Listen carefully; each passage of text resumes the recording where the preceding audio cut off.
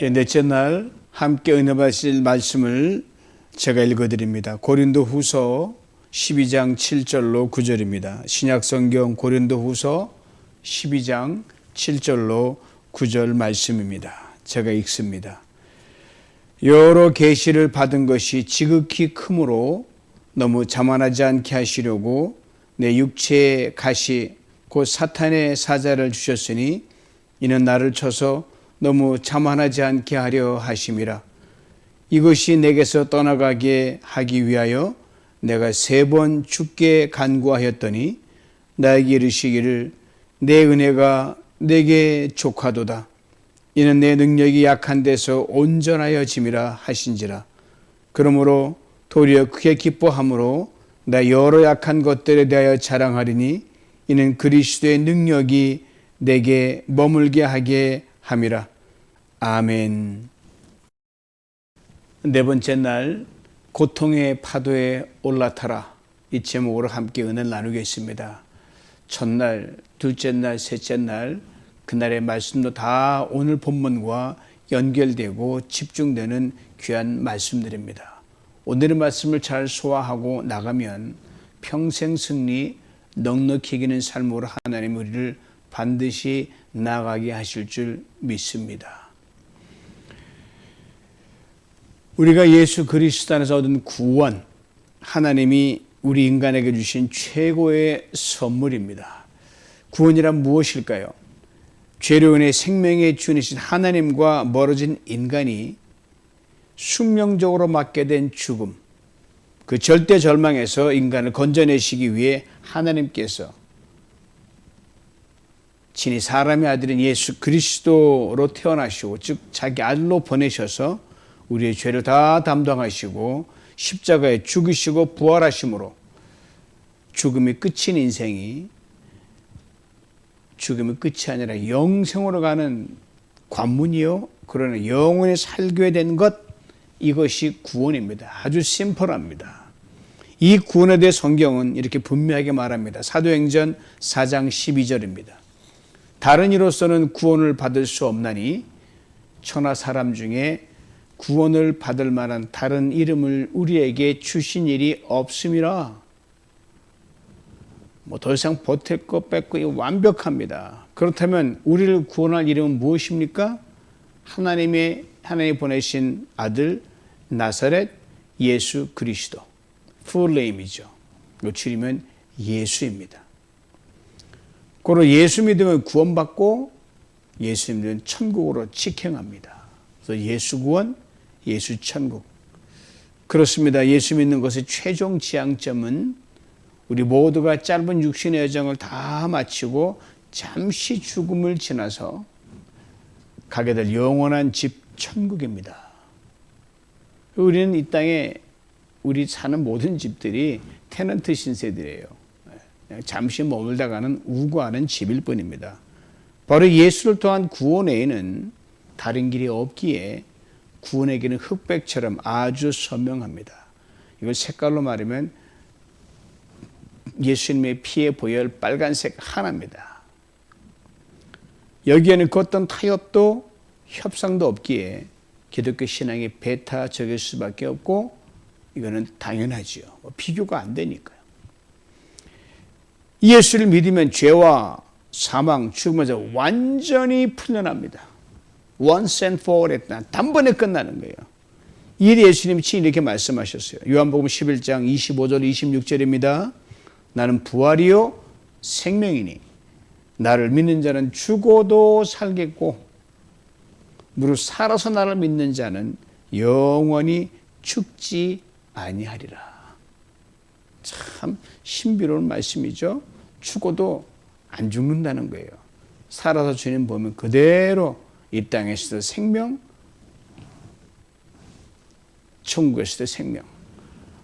이 삶을 비슷하게 살았던 사람이 아주 예수님 오지 오래 창세기 때 인물들, 에녹이 하나님께 365년을 살다 그대로 들림받아 올라갔지 않습니까?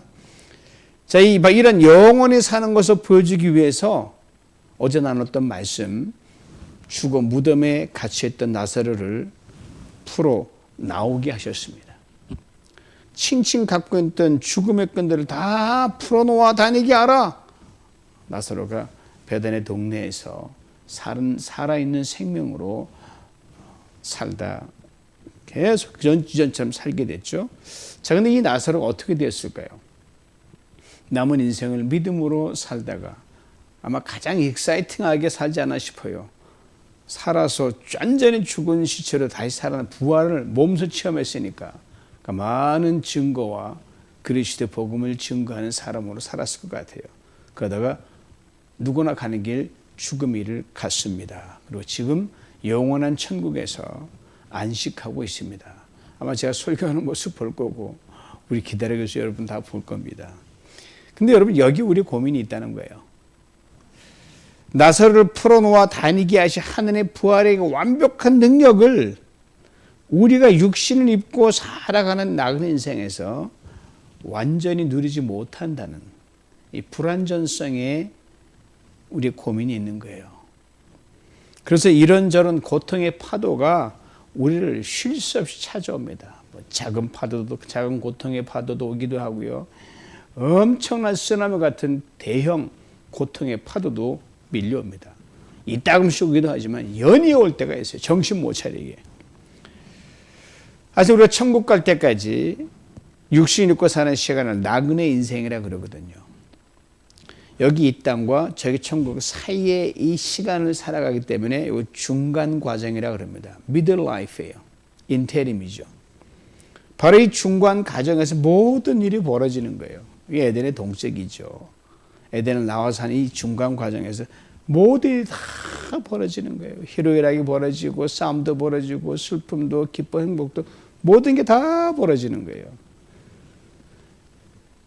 그중에서 가장 우리가 피하고 싶은 게 바로 고통 아닙니까?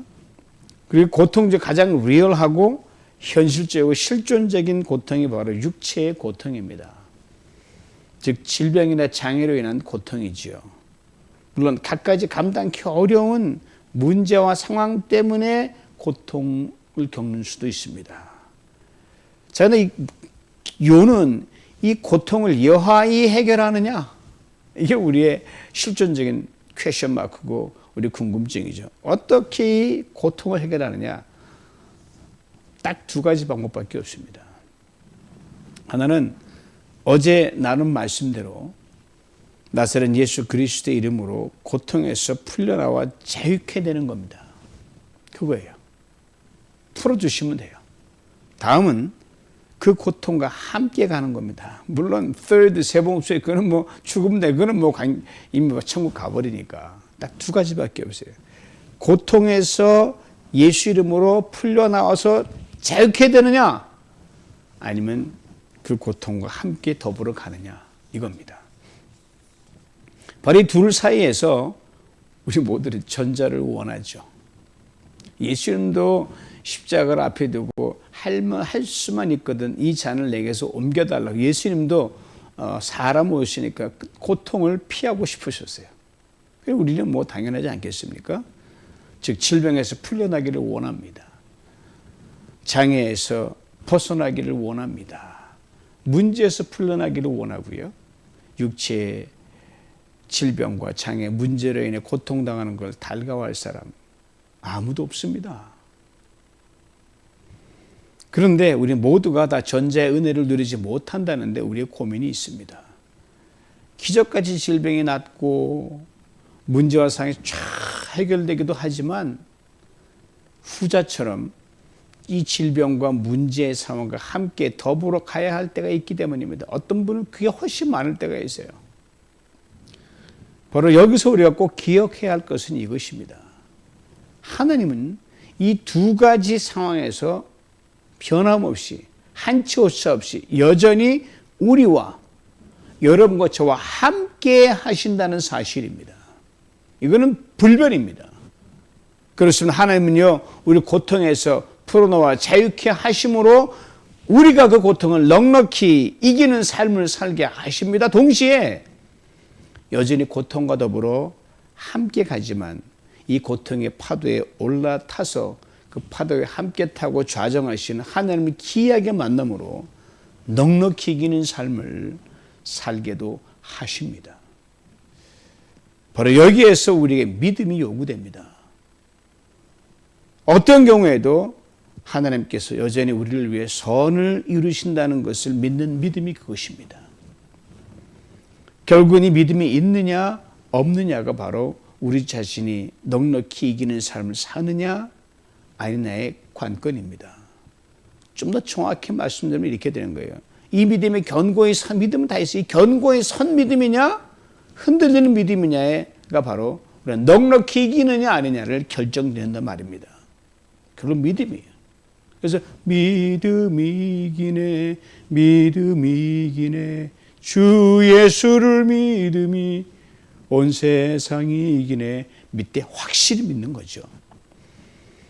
그러기에 고통에서 풀려나 자유케 되어도 축복이요 은혜고요. 고통과 더불어 가도 축복이요 은혜란 말입니다. 이것을 잊지 말아야 됩니다. 아신 대로 저는 사랑하는 어머니를 아무리 일찍 천국에 보내는 큰 슬픔을 겪었 이제 오래돼 가지고 슬픔은 잘 없죠. 이제 저도 나이가 들면 천국에서 만나 뵈면 되니까. 제 어머니는 예수가 전부인 인생을 사셨습니다. 그런 어머니에게 암이라는 사형 선고가 너무 일찍 찾아왔습니다. 너무 받아들이기 힘들었어요. 특히 우리 어머니. 그런데 어머니께서 담담하게 받아들이시면서 더 열심으로 믿음의 여정을 가셨습니다. 이런 어머니의 아들인 저로, 제 막내인 저로 저를 많이 사랑해 주셨으니까 이렇게 간절히 하나님 기도를 드렸어요. 하나님, 내 태열매의 시작인 어머니를 암의 고통에서 풀어놓아 자유케 다니게 해주시옵소서. 구남매 키우시다 고생 많이 하셨는데 만년에 행복도 누려야 되는데 하나님 우리 어머니 암에서 풀어놓아 자유케 해주시옵소서. 앞서 말씀드린 두 가지 중에서 전자의 은혜를 구했습니다.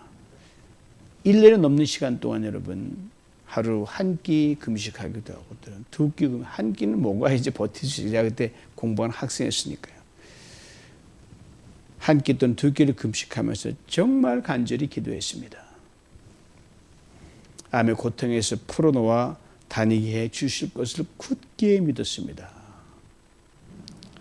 저희 이런 간절한 기도도 불구하고 어머니는 천국에 가셨습니다. 놀라운 것은요, 여러분, 이것이 바로 제 기도에 대한 하나님의 응답이라는 것을 일깨워 주셨습니다.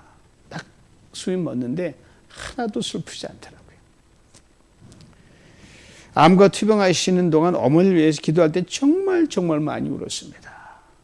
정말 많이 울었어요. 하나님께 결사적으로 매달렸습니다. 그런데 마지막 숨을 거두시는 모습을 보고 저에게 이루 형용할 수 없는 평안이 찾아왔습니다. 그리고 하나님께 저에게 이렇게 위로를 해주시는 것을 마음 깊은 곳에서 온몸으로 느낄 수 있었어요. 병준아, 너의 간절한 기도 이 땅이 아닌 이곳 천국에서 응답이 이루어졌다. 맞지요? 제 어머니를 이 땅에는 천국에서 풀어놓아 영원히 다니게 하셨으니 훨씬 더 탁월한 응답이었습니다. 이후 저는 하나님께서 우리의 모든 기도는 반드시 응답해 주신다는 것을 굳게 믿어왔고 앞으로도 될 것이고 지금도 그렇습니다. 여기 이 땅에서냐 저기 저 천국에서냐의 차이만 있을 뿐입니다. 그리고 저기 이 땅에서 정말 이해할 수 없는 고통이 우리에게 찾아올 때 그 고통에 대한 탁월한 해답도 하나님은 가지고 계시다는 것도 추후에 의심 없이 믿어왔습니다. 암의 고통을 이 땅에서는 벗어나지 못하고 천국에 가셨지만 제게 믿음이라는 더 큰 선물을 남기고 가셨습니다. 그리고 고통에 대한 하나님의 생각과 탁월한 답을 일깨워 주셨습니다. 인간의 고통에 대해 캐나다 태생의 찬송가 작가 마거렛 클락스는 자신의 저서 영광을 위해 정해진 삶, Destined for Glory, 영광으로 살 수밖에 없다. 운명지었다. 그의 책에서 이렇게 적고 있습니다. 고통이라는 문제가 아무리 어려운 것이라 해도 하나님의 말씀에 그 답이 나와 있습니다. 그 답은 자세히 찾아보지 않으면 쉽사리 발견되지 않습니다. 하지만 열심히 찾을 마음만 갖는다면 분명히 찾게 됩니다. 우리가 찾고 싶어하는 답을 모두 찾을 수 없습니다. 그러나 반드시 알아야 할 답들은 모두 찾게 될 것입니다. 물론 다 들으시면 우리가 모르니까, 그러나 굵직한 거는 100%다 여기 들어 있습니다. 그렇습니다. 반드시 꼭 알아야 할 답만 알면 그것으로 충분하죠. 근데 다 알고 인생 살아갑니까? 다 믿어도 살아갑니까? 굵직한 하나만 딱 믿으면 그 나머지는 이런 줄줄줄 다 딸려온다 그랬잖아요. 바로 그 중에 하나가 바로 고통에 대한 성경적 답이요. 오늘 본문이 바로 그 답을 아주 분명히 우리에게 일깨워 줍니다. 그냥 이론이 아닙니다. 이론은 누구나 고통 이렇게 이겨내는 거야. 누구나 그랬을 수가 있어요. 제가 어머니 암으로 세상 떠난 암 보셨으면 제가 암의 고통을 잘 알겠어요? 머리로만 알죠. 아니, 현실적으로 다 안단 말이에요. 이론으로 쓴 게 아니거든요. 철저히 경험과 체험에 근거한 산 간증이기에 이보다 확실한 답은 없습니다. 그것도 우리 모두 익히 잘 알고 있는 대사도 바울의 간증이기에 더더욱 그렇습니다. 바울 참으로 하나님께 많은 기도 응답의 체험을 받은 사람입니다. 그중에서 가장 영광스럽고 황홀한 기도 응답이 있는데 바로 오늘 본문입니다. 요약하면 그가 살아서 하나님 계신 천국에 다녀온 체험을 오늘 본문 앞에 생생하게 다 적어놨어요. 소위 말하는 삼층천 체험입니다. 유대인들은 이 하늘을 세 등분하는데 우리 맨 아래가 이 대기권이 우리가 사는 곳 바로 중간층인지 마귀가 활동하는 영역 그들의 우주관에서 그래요. 근데 바로 맨 위에 꼭대기가 세 번째 하늘. 거기는 황홀하고 영광스러운 하나님 계신 곳이다. 그래서 삼층천이라 그래요. 맨 위에 바로 하나님의 영광의 처소죠. 바울이 이곳에 다녀온 거예요. 이에 대해 오늘 본문 앞인 고린도서 12장 2절 4절은 이렇게 말씀합니다. 현대인의 성경을 읽어드립니다. 들어보세요. 나는 14년 전에 셋째 하늘에 이끌려 갔습니다. 그때 실제로 내 몸이 올라간 것인지 아니면 내 영이 몸을 떠나 올라간 것인지 나는 모르지만 하나님은 아십니다. 나는 낙원으로 이끌려가서 도저히 표현할 수도 없고 또 누구에게도 알려서는 안 되는 말을 들었습니다. 요약하면 바울이 하나님의 손에 이끌려서 셋째 하늘 천국에 갔다 왔는데 그 자신이 보고 듣고 경험한 이것이 너무너무 신비해서 이 사람의 말로는 어떻게 표현할 수가 없다는 게 직접 봐야 안다는 거죠. 직접 들어야 천사에 들어야 알기 때문에 알 수가 없는 거예요. 그래서 이 신비한 천국의 체험 바로 바울의 간절한 기도에 대한 응답이었다는 거 아닙니까? 아시나요? 바울이 누굽니까? 원래 예수를 믿지 않았던 사람입니다. 그러나 예수 믿는 사람들을 엄청나게 핍박했습니다. 초대교회 신실한 집사 중 하나인 스데반 집사를 돌로 쳐 죽이려 했는데 앞장섰던 장본인이 이 바울이에요. 그 당시 이름은 사울이었지만 그랬던 그가 부활하신 예수 그리스도를 환상 중에 만납니다. 그리고 예수를 믿고 예수의 종이 돼서 평생 예수 복음을 전한 전도자를 180도 방향을 바꾸고 그렇게 달려갔습니다. 핍박자의 전도자로 변신한 바울, 이 사람들이 믿겠습니까? 이 살인마가 갑자기 복음 전도자가 됐다고 하니까. 그리고 전에 한표였던 유대인 열성 당원들과 이 바리새파 사람들이 이제는 저 친구 봐, 이제는 완전히 우리 배반했네, 변절자라고 해가지고 바울을 역으로 핍박하기 시작했어요. 어느 정도 바울을 핍박하냐? 그냥 단순히 변절자라고 왕따시킨 정도면 괜찮아요. 그게 아니라 바울을 죽이기 전에는 밥도 물도 먹지 않겠다라고 죽음의 결사들을 결성해서 가는 곳마다 끈질기게 따라다녔던 사람들입니다. 그리고 기존 교회 지도자들부터는 사도권에 대한 강한 의문을 제기받았어요. 사도랑 예수님과 직접 생활하고 경험하라고 십자가와 부활을 체험했는데 바울은 그 경험을 안 했거든요. 그렇지만 예수 환상 중에 만났지만 하나님 주셨으니까. 그러니까 그런 체험을 공유하지 않으니까 네가 무슨 사도냐고 굉장히 위협을 받았어요. 눈물 많이 흘리고 기도 많이 했습니다. 일로 너무 힘들어 간절히 기도했죠. 이런 바울이 하나님께서 그 믿음을 심어주기 위해서 이 천국의 신비한 체험을 그저 강제로 끌어올려셔서 천국과 올려버린 거예요. 이게 천국이다. 담대하게 복음 전하라 가르쳐 준 거예요. 이 일로 바울의 믿음이 견고해지고 핍박과 사도권에 대한 모든 의문과 자신을 향한 따가운 사람들의 그 비난의 눈초리를 넉넉히 이길 수 있었습니다. 신변 천국 체험으로 바울이 당하는 고통에서 풀어놓아 자유케 해주신 거죠.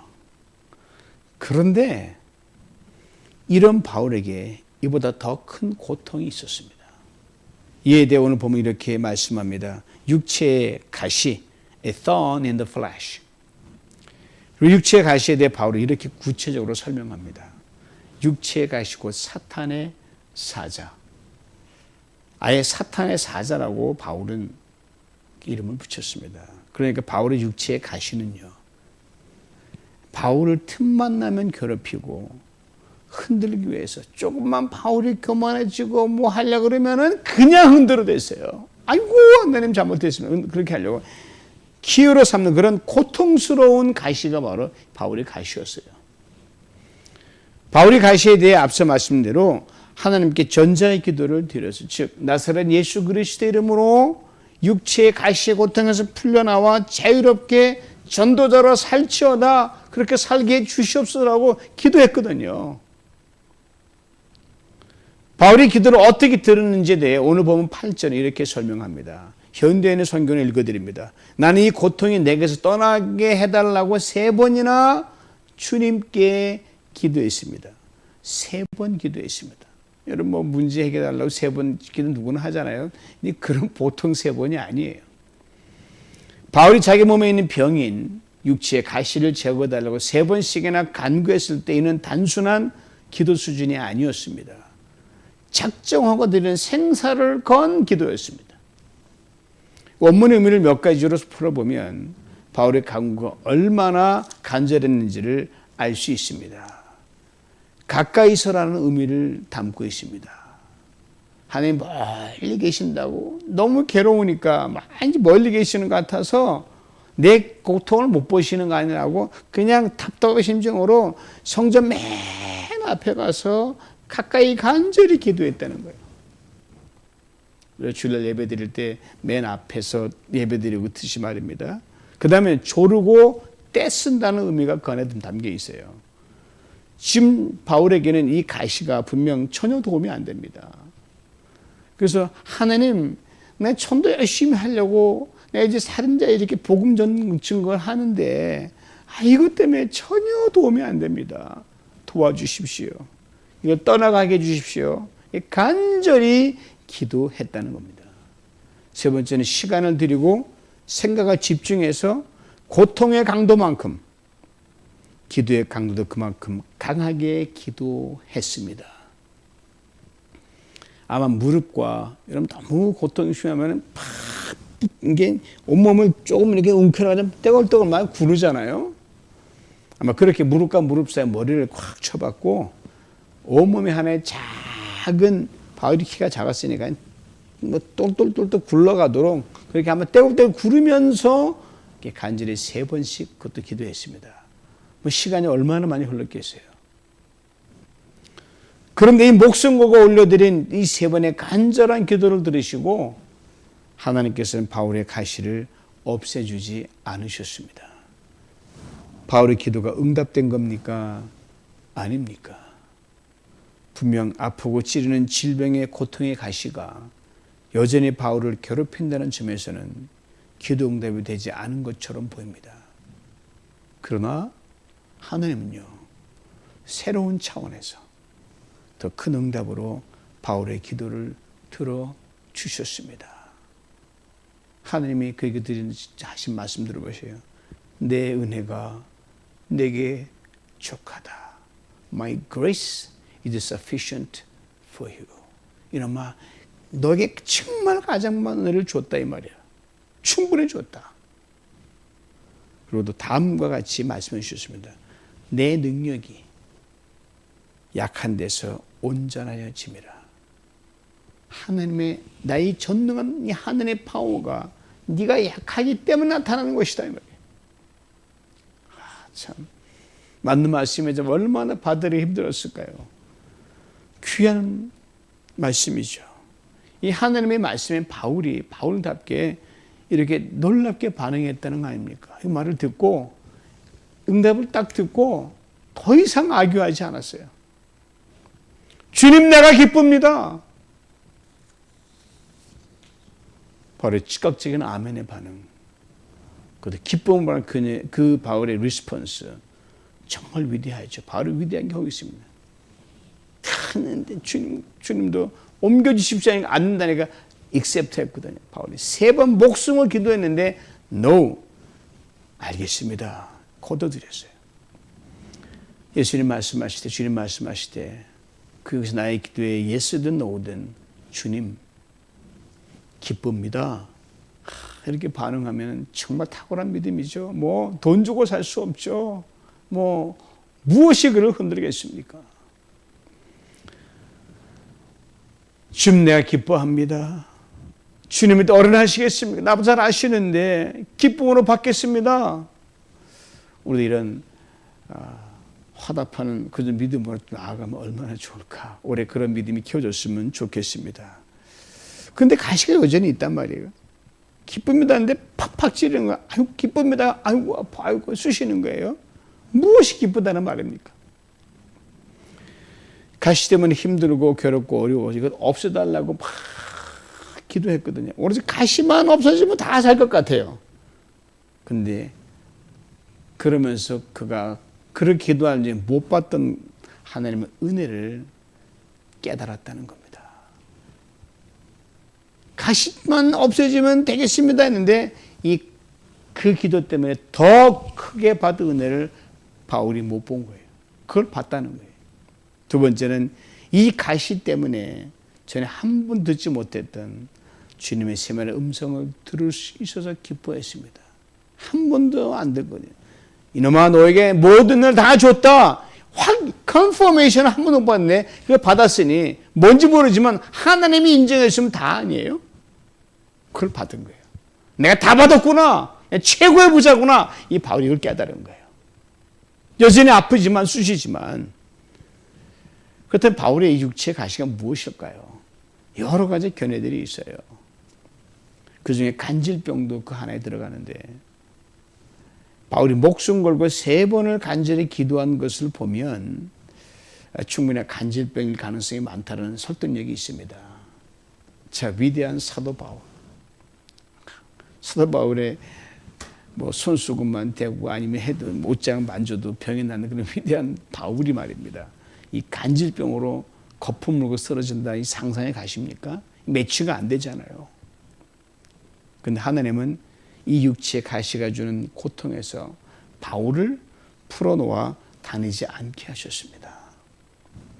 그리고 더 크고 넘친 은혜로 이 고통을 넉넉히 이기게 하셨습니다. 바울이 간질로 고생할 때 정말 하나님의 은혜로 그것을 보던 모든 성도들이 바울을 비난하지 않고 내가 눈이라도 빼줬으면 좋겠다 할 정도로 바울을 사랑했습니다. 우리 고통이 남들에게 약점이 되지 않게 하느니 가려주시는 놀라운 은혜가 여기 들어있었어요.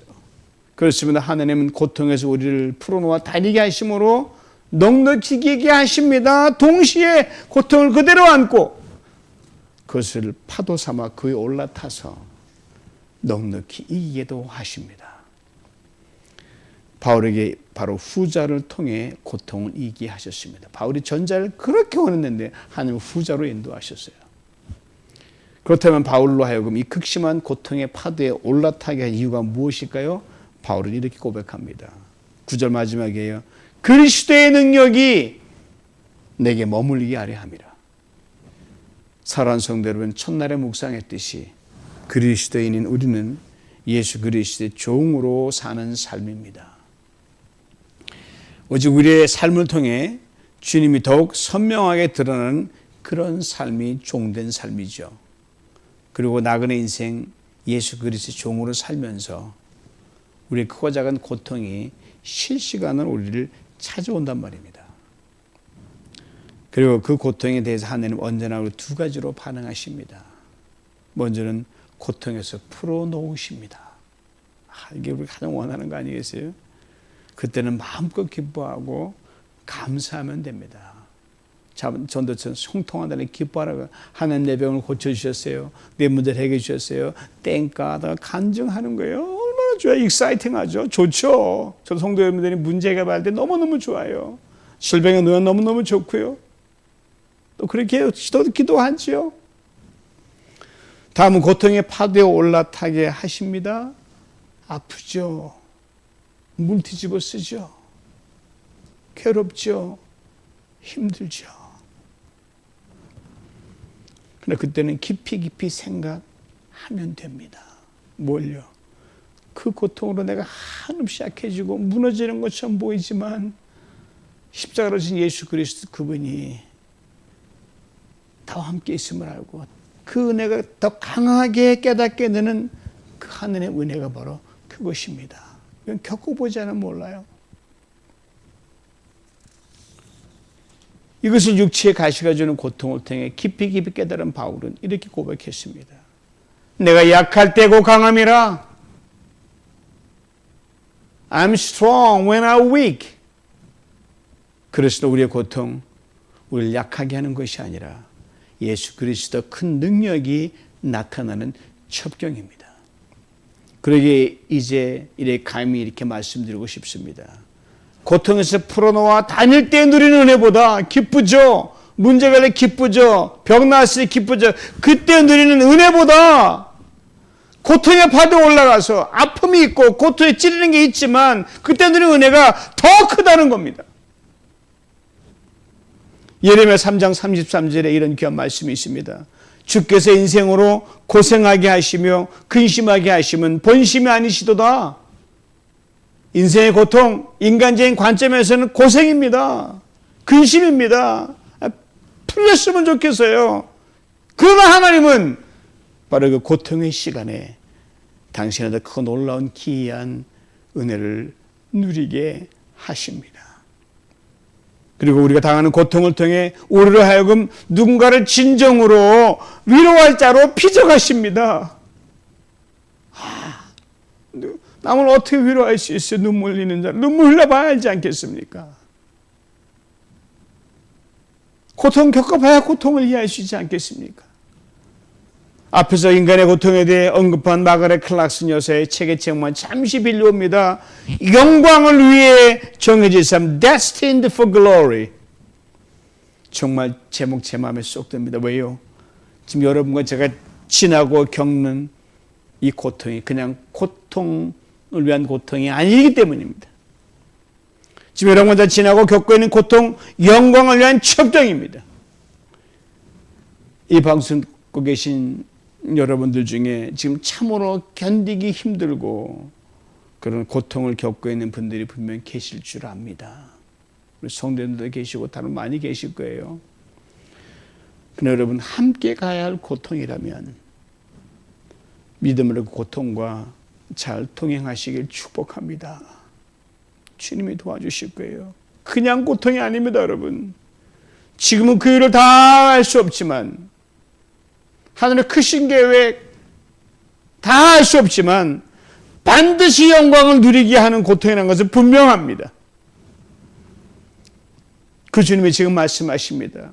십자가 앞에서 온갖 가장 낮아지고 힘없는 그 상태로 갔지만 저 영광을 보러 참으신 것처럼 그 참으신 그 주님이 지금 말씀하십니다. 얘야, 내가 너와 함께한다. 내가 너처럼 사람 돼봤자니 아픔 겪어봤자니 죽어 있고봐. 내가 너와 함께한다. 고통의 파도에 올라타렴. 그리고 나와 함께 영광의 항구로 가자. 이 새벽에 주님의 음성에 모두 예로 반응하며 믿음으로 나갈 때 주님께서 우리 사랑의 대로 다 통해매시고 고통의 바다에 함께 타시고 우리를 버티게 하실 줄 믿습니다. 우리를 견디게 하실 줄 믿습니다. 우리에게 넘치는 평안과 위로를 주실 줄 믿습니다. 그리고 우리로 하여금 정금같이 나가게 하실 줄 믿습니다. 이 은혜를 새해 내내 누리며 넉넉히 이기는 삶을 살아가시길 주님의 이름으로 축원합니다. 기도하며 전능하신 아버지 하나님, 문제가 있을 때 문제가 해결되면 이것보다 좋은 일이 어디 있습니까? 고통에 다가가면 고통에 풀려나와 자유케 되면 이것보다 좋은 일 없습니까? 예, 주님도 십자가 앞에서 그걸 원했고 바울도 그랬습니다. 그러나 하나님, 하나님의 크신 뜻과 이건 알 수 없지만 때론 고통의 파도 올라타기를 주님이 원하시는 그 뜻이라고 하면 주님 믿음으로 순종하여 아버지 하나님 고통의 파도 올라타 주님 주시는 그 넉넉한 은혜를 받아 누리며 영광을 볼 수 있도록 하나님 믿음의 눈을 뜨게 하시고 귀를 열게 하시고 우리 10년의 셉트할 수 있는 넉넉한 마음을 주시옵기를 원합니다. 사랑하는 성도님들, 이 방송 듣는 모든 분들 지금 고통의 시간을 지나면서 고통에 풀려나기를 바라지만 주님께서 고통을 타게 하는 그 뜻도 있음을 알게 만들어 주시고 구별하는 지혜를 주시며 우리 올라타서 드리는 기쁨이 고통이 벗어난 기쁨보다 더 크다는 것을, 더 은혜가 넘치다는 것을 분명히 알아 넉넉한 믿음의 사람으로 날마다 넉넉히 승리하는 은총을 내리워 주시옵소서. 예수님의 이름으로 기도하옵나이다. 아멘.